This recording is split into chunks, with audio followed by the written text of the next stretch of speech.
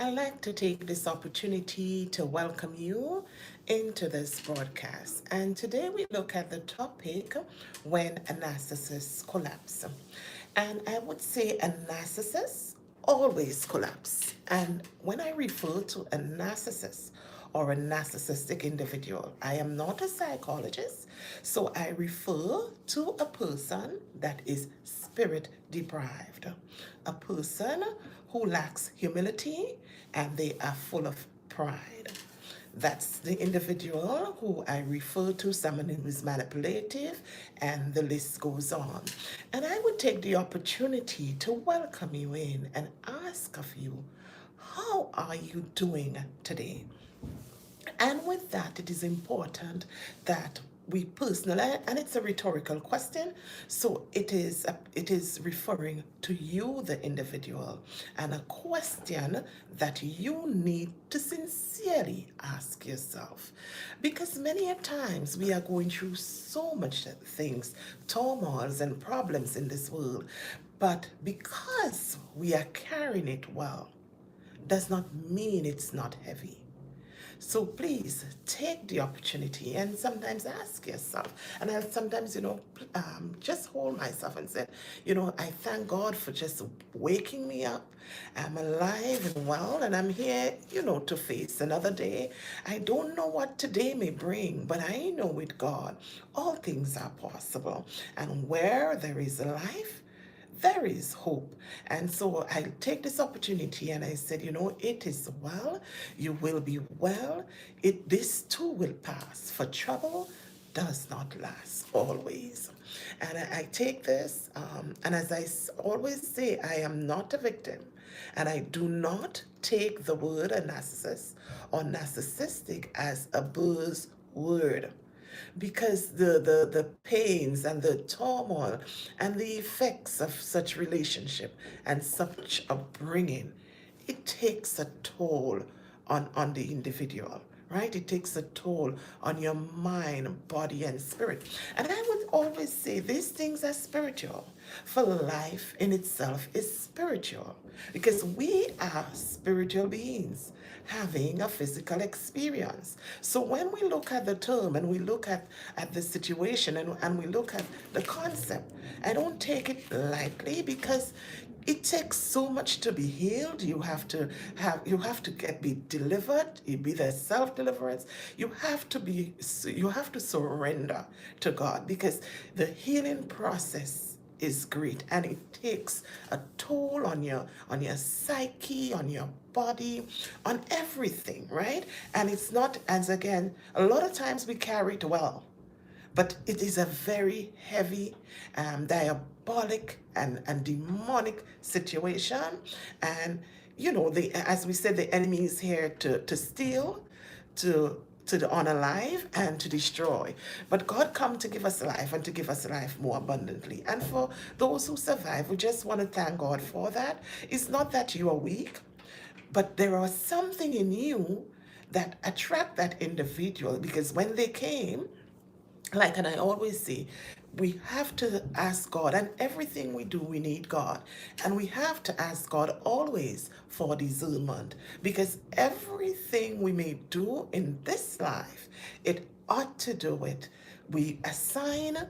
People are assigned to us for different reasons. So, of course, when they come in, they would come in sometimes as a destiny helper, all the love and all the care at first, to help you on your way.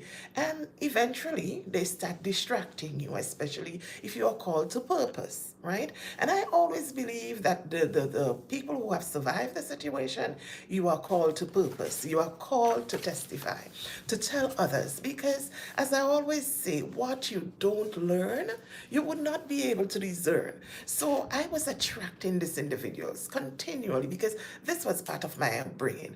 And I didn't know, I'm like, okay, probably this is like every other family have this, person that treat them that way as a parent. Not every household, is godly, or every household, although they acclaim, or they said, oh, we are doing the things of God, and we serve God, and you go to church.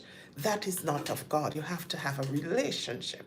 That's what church going does not make you have a relationship with God. You just go as a part of a ritual, as part of everyday, as part of something that you must go to. You, some people go because they have the clothes and they have the things to go and they have friends there. So sometimes it's just a social circle. Not that I'm bashing. I'm not. I'm just giving out the experience based on my testimony and what I have healed and continue to heal from. So it doesn't have to be, well, because, they are going to church, and that's what I used to think. But as I said, what you don't learn, you would not be able to discern. So, and then they become distracting and trying to derail your purpose. And then it turns to trying to destroy you because they are workers of the enemy. They are chameleon. They are able to change their self and their appearance and the way they treat you and the way, because my experience with an individual a lot of times are different from your experience with a particular individual. And I can tell you, dealing with a spirit deprived individual, they are very manipulative. So outside or in some circles, you say, oh, she probably is the problem, or he is the problem, or he is lying. That person is so nice, that person is so kind, that person is so helpful. And so in that term, people sometimes think that you are the one that, is not speaking right about the individual, and you are the one that, you're fabricating stuff because that person is soft spoken, that person is helpful, that person is kind. So in different circles, that individual appear different, and that's where it's demonic. Because if it was a particular illness or so, you would be across the board. You wouldn't be, trying in one instance, you are the perfect individual, you are this, and behind the curtains, you are totally different. And a lot of times, people who have survived, they may be labeled as, you are lying. This never happened. Look at why she's saying that this man is a philanthropist. He helps everyone. Of course, they are the biggest donators. They are the biggest helpers. They are the kindest ones. That's where it becomes tricky, because you living in that sort of chaos in your mind, because you're like, but how this person, I'm around them when they encounter X and X, and look how warm and nice. So they try to flip the script. They try to make you seem as you the person that has the problem, instead of seeking help and redress for the situation. And at this stage, I can tell you, a spiritual deprived individual, they don't seek help. They don't surrender to God, because they do not see them. They'll see it as they would have to humble themselves, and they don't like to humble themselves because they see themselves, this false thing, as they are superior. They live in a delusion of grandeur. They are the best in whatever they do. They are so helpful. They give themselves this false, they come across with this false image and this false perception all the time to others, right? And I would look at the term collapse and to just say that in simple terms, when something collapses, it fall apart, it may break into pieces, it rearranges. So in that term, so when I speak of when a narcissist collapse, I'm looking at sometime a physical collapse, because I've witnessed both they fall physical collapse, and they can be spiritual collapse. When you start to uncover them, you start to figure out, no, I'm starting to see some things here. This doesn't align well. The lies, like the mask, start slipping, or you become awakened. Because most times, and we have to be honest with ourselves, when we are into these relationships, we tend to be oppressed spiritually. So sometimes we're not seeing what somebody else may see something, and we are not seeing it like that. And I would always say, once I'm married, I'm into a relationship, I would not go out there and speak ill. So whatever the situation is, discuss it with my partner first, of course, and then I seek God for intervention, for help, for redress. But again, we had to acknowledge and know that God sees the heart of everyone. He knows the heart posture of each and every one of us. So no matter what we pretend, no matter what we try to, He knows the heart posture, right? And that in itself make a difference. So when we look again, and I'm saying when they collapse, I had instances where one of an act in my life literally collapsed with the wrath of God sent his wrath. That individual collapse. They now become mentally deprived. They behaviors because they never even when the Holy Spirit or whoever telling them to send somebody to them and say, you ought to change this, what you're doing. You have to seek God. You have to surrender. It wouldn't end well. And they keep ignoring. I saw somebody collapse eventually and permanently. And in other relationship, there were cases where the spouse collapsed, literally fell to the ground. He just went into that faint spell and for no reason, and he was, and he fell to the ground. And I was like so scared when that situation occurred because it went on for a good like 10 minutes. And I was like, whoa, do I have to take them to the hospital? Do I have to, and they're like, okay, just wait a minute. And you could see they were visible scared, you know so they were scared in that period. The eyes went blank. They were tormented, and they were physically and spiritually attacked, because what people have to acknowledge, that the enemy is no respecter of persons. So I always would say to myself, oh, why would people want to work for the kingdom of darkness? Because at the end of the day, he will turn against you. It will be a boomerang, right? You would face the consequences of your action. You will reap what you sow. So why would I want to go into this? But again, when people they are possessed, because at this point they are inhibited by spirits, take over their bodies. They know how to mask their performance and their behavior, because they are given intel from dark forces. So of course they don't see it as an issue. They don't see it as, well, they would face some sort of consequences, right? They've been through the collapsing so many times, physically and otherwise, so that they themselves would think, I would overcome this one. And I can tell you, when this occurred, I was very scared, because the person was not in their home. They were visiting, and I was like, wow, what do I do? So I started to pray, of course, not aloud, internally, and I try to help, revive them and have them up. And to my surprise, and that's what a spiritual deprived person would do. He'll turn around and deny, oh, it wasn't that bad. Oh, you that was scared. I don't know why you so scared. Because I was like, at this point, I think you would have to go to the doctor. You would have to get this checked out. I think probably there's a bigger thing going on. And of course, at that time, I didn't know, they were narcissists. So I'm looking at it from a physical perspective, to have yourself physically checked. And they were like, I did my physical, and what you say happened did not happen.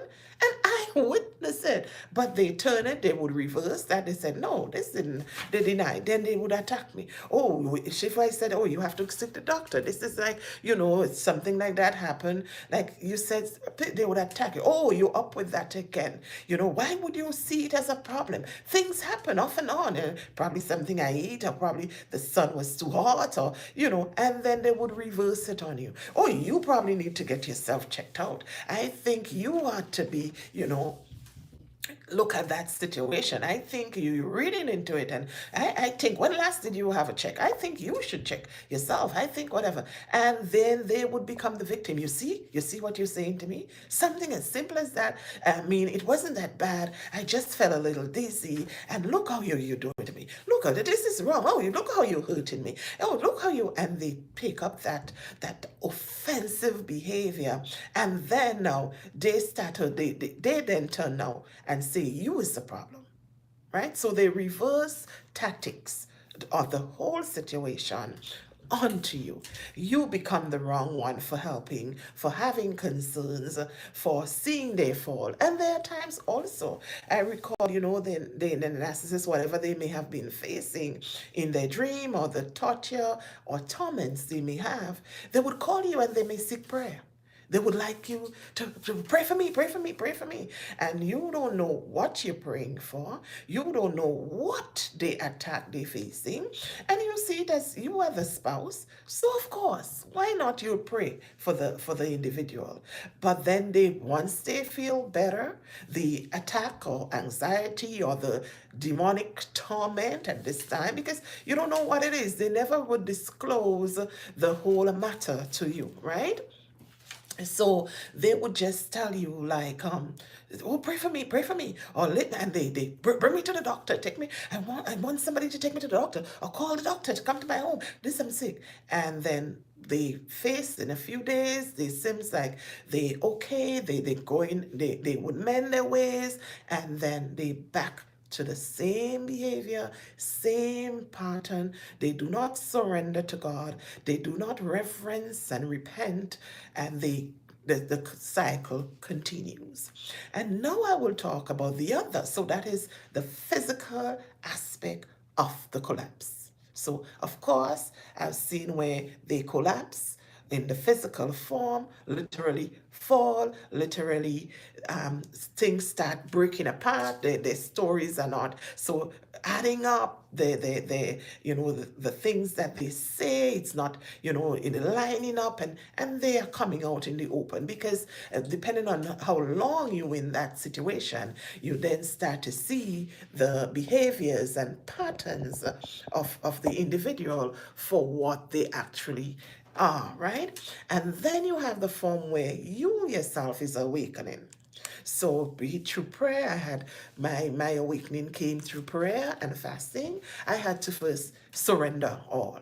Because the things that occur and the ghosting and the reappearing and the love bombing and then the devaluing and then and the hoovering, and it was too much at this point. It's like saying you don't know if you're going or you're coming in this relationship. The passive aggressiveness in terms of the treating you in the silence method, and it's the highly manipulative. So you seeing, you're getting all this treatment, but externally or in other circles with their children, or or people within the same home, there's a total different behavior occurring. So it's very conflicting with their behaviors and patterns. So then there is the actual collapsing where you then start waking up from all the manipulation, from all the deception, the mass start now falling down. Because of course, how long you could, hide it for a long time, but eventually some things become flags or they become like alerts, like, okay, something is wrong here. This is more than. So, in giving my testimony, I would say I had to, first of all, repent. I had to surrender to God. I had to ask God for help. Show me the things that I'm dealing with, expose the individual. You also have to ask for discernment and wisdom, right? And when you do that, then you start to see things falling. So when they realize, you start seeing through their lies. You start seeing through the manipulation. You start questioning, and you've been through that so long, and now you then become silent as well because you've been through something for so long, asking, and they may apologize. Not to say that they don't say sorry. Sometimes they do, but it's not meaningful. And if you're gonna say sorry without change, then it's not sincere, right? So oh, well, if you say that's what it is and how you feel, well, I'm sorry. But the pattern repeats, the process continues. So, of course, you know in itself that there's no change here because repeated behaviors with apology and no change is useless. So, when you start seeing that it's obvious now. You've been in this thing. You want out, or or you may require of them to seek godly counsel. You may require of them to change, and there's no changing with them. They would not change. They would turn it over to you and say, you that needs to change. You always would bring up this issue. And they have very offensive personalities. Every little thing would offend them. Your joy would offend them. You laugh, it may offend them because they don't know what it is to to feel, to feel a joy and happy, or they may put on this sort of image, but internally they are fragile, they are insecure, they are broken. But they put on this grandeur that all is well with them, and they have it going on, and they are, the best thing, and so in their collapse they become the rage. When you start figuring out and you say, well, you know what, this, if you don't, you start giving ultimatums, like, in order for us to proceed, you have to change pace, you have to seek God, you have to surrender, or we may have to go for joint counseling or separate counseling. You have to speak to her, and they decide they are not going to do those things, or some would go, but when they go, they still, there's no change in them.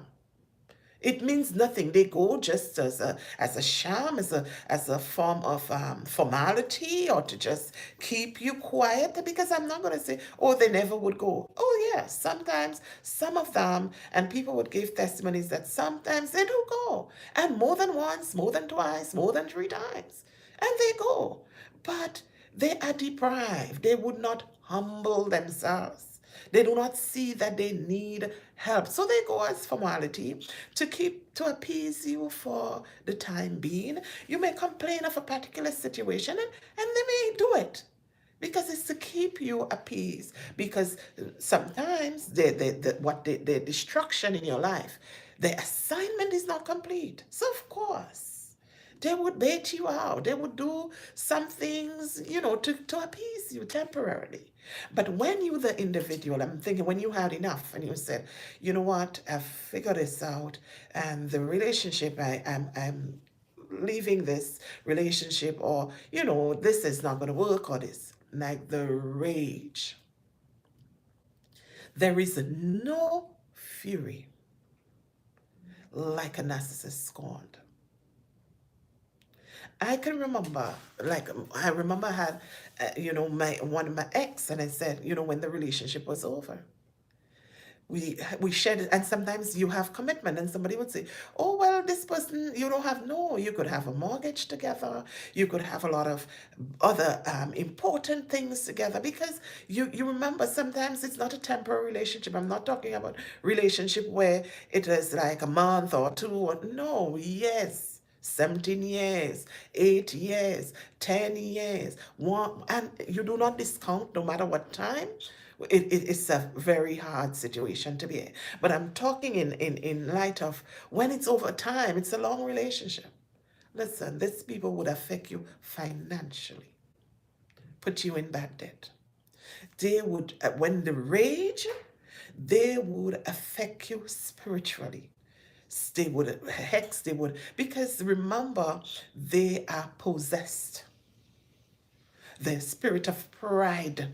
Now they are working with demonic forces, right? So they would financial downfall. So look for your credit, or your to be in ruin. If you have situation where you have children together, you have to learn how to rock. You have to learn how to just keep things. Hello, yes, no, yeah, okay, 150, 10, whatever. Or once your children is of age, they would have to do the communication with them, because they would take you. I remember having to go to court, and they would not show up. They change the date, they'll say something, and you have all your time is going, and time is money. Time, you cannot regain time, right? So they waste your time. They something, they forget some documents, or they come up with, oh, you didn't bring this, or they waste your time because they enrage. They would do anything at this point. Fury. So they destroy your credit. They have no empathy, right? They don't sympathize, no matter you may have children. They looking now to bring you to ruin. The destruction is now lit, and quite evident, right? So financial destruction, right? The emotional turmoil, the pain and anguish. So, they tend to want to bring on fear. They would try to bully, the smearing. Like, so they have their flying monkeys, or they go around with their campaigns. Like, they go to people and say, oh, she's this woman is somebody, or this man, not a good person. They were abusive. And so they do what they call the devil. They deny, then they tend to attack you. They reverse everything onto you. They now become the victim. You now the offender, right? And there are people who are going to believe them because the image they project, and they say, oh, you know how I tried to put up with this individual for years, but things is not working. And they have their people and sometimes family who will believe them, because you never may have divulged the things that you are facing. Because at first I tell you, I didn't know this was a phenomenon. I didn't know, like, this is literally what this person is. This is this. So when I, start looking at it, and, when God start telling me what I need to do, and I can't be equally yoked with someone I'm not in agreement with, and, yes, it's sin. Yes, there were things in my life that would attract such encounters, but it was for my good, and see it for your good, because it was due to this. I'm now a better and stronger person. And due to this, I now have a personal relationship with God, right? Before it was superficial. I only went to God when I had a problem, right? And it's like something is wrong, and I'm like, oh, then I really, really need God. But now He's in it. He's my all in all. I couldn't have survived this without God. I couldn't have survived this. It's a terrible situation. When they don't want to go down alone, and remember they're on assignment. So when they collapse, or when you're finding them out, and it's an end, they're taking down everything that, or they would try to.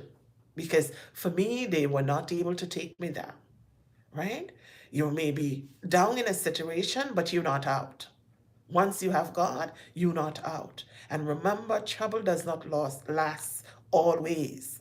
Always remember that, right? So you may be down in certain situation, but you're not out. But their mission is to bring you down and out. So they would retaliate. They would smear you. They would be in outreach and anything. So they would just put you, they would have accounts that you all pay, and they would show it in bad debt, right? It means nothing to them, because most of the time they have nothing to lose. They have other props, they have other people that they have good relationship with, and they have fallback, right? So they don't mind. So and they would do whatever it takes to regain control. They would promise you, oh, it would be better. Oh, they would be. Sometimes you go back, but it's always going to get worse. And especially when they start aging, because by then they sometimes they lose a lot of their charm, or a lot of people a lot of ex now figure them out, right? So they have to look at new, ways. So they get vicious, right? They don't get better, right? So when they collapse, there you have to be careful as well, because the consequences could be severe, because in their rage they want to bring you down as well, and their rage, there's no joking, and they're manipulative. They seek to manipulate others into this liking, or into smaying, into to looking at you as indifferent, right?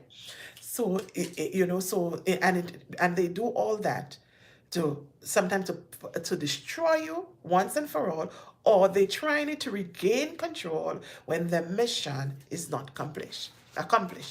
But in all along, and one may say, well, why you want to touch on this or highlight, as I said, my testimonies, is to knowledge born. There's other people who have different sort of information, and it's biblical based. That is what my channel and all that about, and the exposure. It is important that when you go through this situation, it's not for you alone to keep your role is to help others to overcome, right? And when you learn, now you help others. Everybody don't learn at the same pace. Everybody may not see it at the same pace. Some people may have situations. I know people like, oh, I've gotten accustomed with this individual. So oh, 30 years. So I'll stay.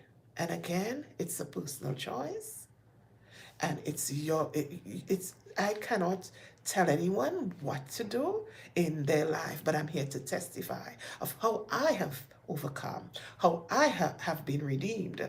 And as I always say, and the word is, and the word of God tells us clearly in Ephesians 5:11, he said, have no fellowship with the unfruitful work of darkness, rather reprove them. And to reprove means to expose, right? So there is a lot of people who are in this, and they may not know exactly what it is they face and what it is they need to overcome and what it is that they are experiencing.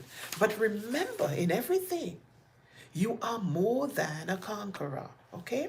And remember also, in everything work together for good, for those who are called according to God's purpose. So don't see it as, why me? Why? Because now I look at it, why not me? Now I have overcome. I am not bitter. I am now a better person. I don't hate, you know? And I look at it, I have forgiven the individuals. And I look at it, and people may say, oh, if you forgive me, then you ought to stay in the situation. Or if you are a forgiving person, then you ought to be coming back to the... No. That doesn't mean forgiving mean you have come to terms. You have put it in the hands of God. Vengeance is his. He will repay. And you have put it in the hands of God. You leave it there. And you forgive the individuals because you yourself may have trespassed against others in the past that you would require forgiveness for. And you need to heal. Because it affects your psyche, sometimes how you see yourself, and sometimes it's so unbelievable. How did I go through this for so long without knowing? And don't blame yourself, right? Don't never blame yourself for something that you did not know or something you couldn't discern. Never blame yourself, but use it as a growth process. Use it as a stepping stone towards greater accomplishment. Use it as a way to get closer to the things of God, right? So that's what I see it. And I see it as everything works together for good, right? And God didn't tell us some things and this thing wouldn't work for you good and this things. And you yourself, to overcome, you have to be repentive. You also have to seek some guidance and counseling from the Most High God, right? These are things that you have to do. And you have to understand that you've got to work in your purpose. And you've got to realize that no weapon that was formed against you would ever prosper against you, right? It would form. The Bible didn't tell us that weapons would not form, but it tells us it would not prosper, right? So we ought to look at it, it takes a while. And again, sometimes you experience triggers. That doesn't say, but when you experience triggers, there's ways that you deal with it. You acknowledge that this particular thing triggered me. You wait. You don't just respond and you don't go retaliate then you may say something or you refocus your mindset. You have to realize sometimes you say, God, this memory, this thought process is not from you. What comes upon me there is not of you, and I would like you to remove it. That's where you adopt humility. Then you start adopting the fruits of the Spirit, what the fruits of the Spirit says. So that's why I always say this sort of individuals are spiritually deprived because they don't have the fruits of the Spirit. For the fruits of the Spirit tells us it is love, joy, peace, patient, kindness, goodness, faithfulness, gentleness, and self control. So you adopt the fruits of the Spirit. And it's only God to continuous healing and surrender and repentance could allow you to overcome. Yes, you have faced the consequences. Yeah, like financially, emotionally, spiritually, you may have to walk away from family, from situation. You have to, no contact. Until, but you give it to God. Let God have His way. Right? I didn't just go about and act. You see, because I couldn't believe, like, God is not the author of confusion. Right? So when you are confused, you seek God, you seek repentance. And remember, all is not lost, for there are better days ahead. You do not turn, and you have to be aware. You don't want to be trading spaces and with these individuals. Because when you want to oppress, when some people, they come out of the relationship, but they are scarred. And of course you will be. And it's expected. And healing is a process, and healing takes time, right? Healing doesn't happen like in a straight pattern, and it doesn't happen in one day, right? But you ought to also develop discernment, not paranoia, because they didn't destroy how I see people and relationships. And so, no, not paranoia. So, oh, you see that person? I'm going to build this wall. I'm not trusting. No. You put it to God. You face situations, you have people come into your life, you put them before God. Ask God to reveal. Only He knows the heart of man, right? And woman and man here is not a gender, right? I don't use it in the place of a gender. So it works for both. So when, but you have to put it to God and say, is this the right relationship? Is it the right time? Because a lot of times I heard people say, yeah, I would never forgive this individual. You have to. You're not doing it for the individual. You are doing it for you. You are doing what is required of you. Because God in the Our Father, He tells us we have to forgive those who trespass against us, as we would want God to forgive us, right? Because we are not blameless, we are not sinless, right? And many a times there were situations where we encounter and attract. And again, we in this world, we are mortals, and we would encounter different beings at different times, right? And not everybody is like us and have the same spirit and the same intentions, and is not out there to hurt and to cause chaos, right? But at the same time, we ought to understand that we ought to be prayerful, and we ought to seek God in every relationship. No matter what the relationship is, we seek God. And this too will pass, and it is well. Have yourself an awesome time and an awesome and blessed day.